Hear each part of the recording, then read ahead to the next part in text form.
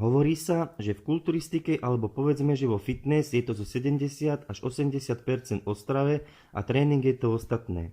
Inými slovami, dobre nastavená strava je základ, bez ktorého nikdy nedosiahnete vo fitness úspech, aj keby bol váš tréning lepší ako kohokoľvek iného.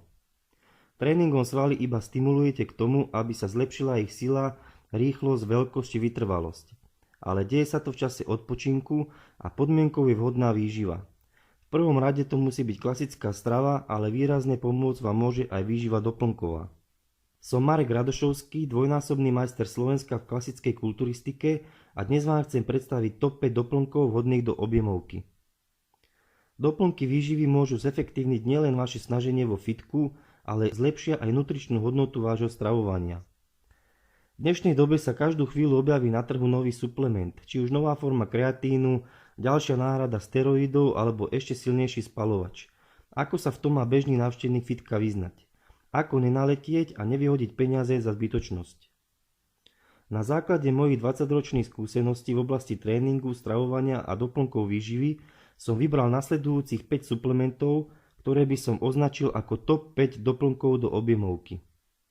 Ich účinnosť je preukázaná nielen výskumom, ale podložená aj výsledkami desiatok tisíc spokojných užívateľov po celom svete.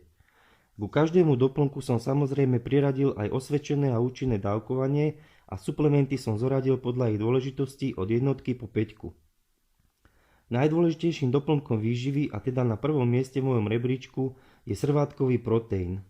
Srvátka je jeden z najlepších zdrojov bielkovín s vysokou nutričnou a biologickou hodnotou. Je bohatá na aminokyseliny s rozvetveným reťazcom BCAA a glutamín. Srvátkový proteín pripravený metódou mikrofiltrácie so skríženým tokom, teda CFM, obsahuje vysokohodnotné biofrakcie tzv. Glikomakropeptidy, imunoglobulíny, laktoferíny, alfa-laktalbumíny a beta-laktoglobulíny, ktoré posilňujú imunitný systém a zlepšujú celkové zdravie. Užívajte 1 až 2 odmerky 2 až 3 krát denne.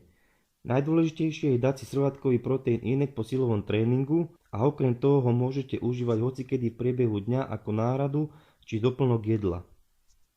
Na druhom mieste je kreatín, ale treba zdôrazniť, že obyčajný mikronizovaný monohydrát. Takže žiadne predražené a vymyslené super účinné formy kreatínu. Skoro všetky výskumy s kreatínom sa robili so základnou formou tohto suplementu, a teda s monohydrátom, pri ktorom je dokázaná účinnosť. Ostatné formy sú viac marketingové lákadlá a ich lepšia účinnosť je otázna, reálna je však ich vyššia cena. Kreatín zlepšuje hydratáciu buniek a tým zväčšuje ich objem. Preukázateľne podporuje svalovú silu a rast, znižuje únavu. Zlepšuje obnovu ATP, teda adenosín-trifosfátu, čo je kľúčová energetická molekula, ktorá sa využíva pri krátkych intenzívnych výkonoch, ako je napríklad vzpieranie, šprint či kulturistika. Bolo zvykom, že sa kreatín užíval prvý týždeň v dávke 20 g denne a po tejto plniacej fáze sa prešlo na udržiavaciu s dávkovaním 5 až 10 g denne. Ostatné štúdie však ukázali, že prvá plniaca fáza nemusí byť absolútne nutná. Zistili, že u osôb, ktoré užívali iba 3 g kreatínu denne po dobu 28 dní, sa zvýšil obsah kreatínu vo svaloch o 20%, teda rovnako ako u jedincov, ktorí užívali denne 20 g po dobu 6 dní. Užívajte teda aspoň 3 až 5 g kreatínu každý deň po dobu 3 mesiacov, potom si dajte mesačnú pauzu.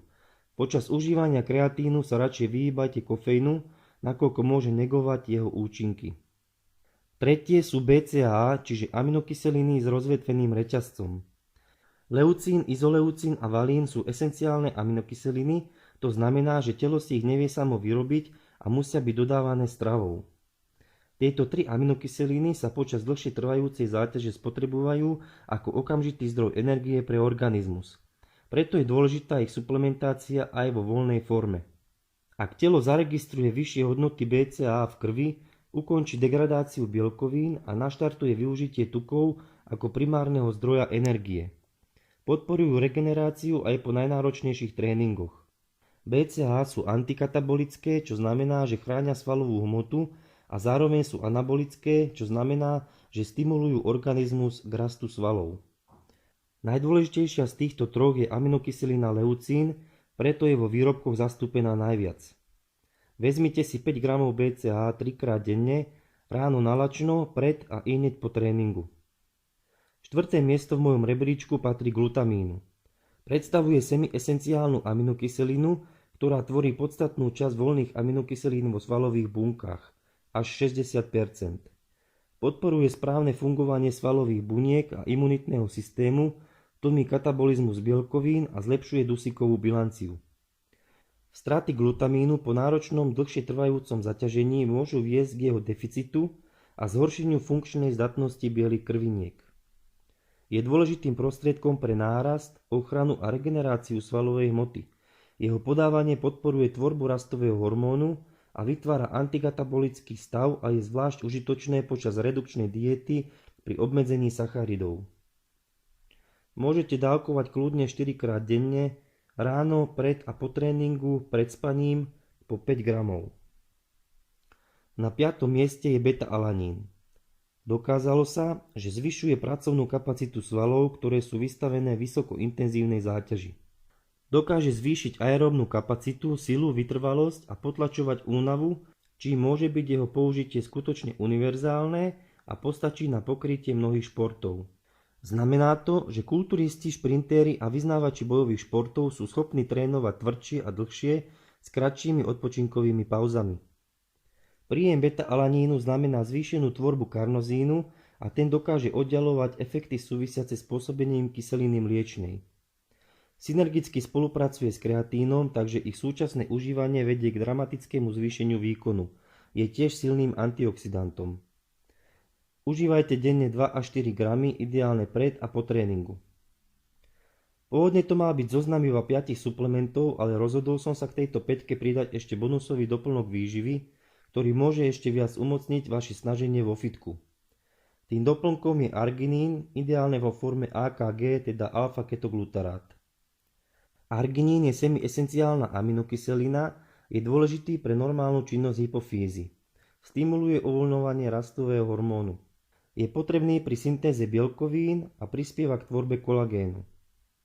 Veľký význam má pri vytváraní neuroprenášača oxidu dusného NO, ktorý prispieva k rozširovaniu ciev a tým pádom k lepšiemu prekrveniu a napumpovaniu svalov, ale napríklad aj k zníženiu krvného tlaku.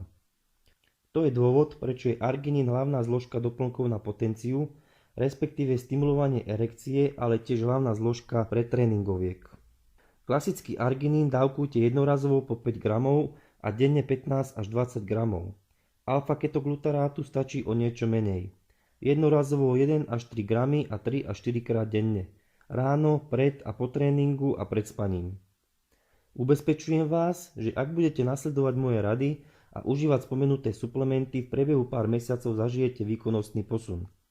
Na záver ešte raz dôrazním, že základ úspechu vo fitness je vhodná, nutrične vyvážená strava, zložená z kvalitných potravín, pričom suplementy sú iba jej doplnkom. Sledujte moju stránku fitnessrady.sk alebo na Facebooku Marek Radošovský Fitness Rady. Ďakujem za pozornosť a čaute pri ďalšom videu alebo článku.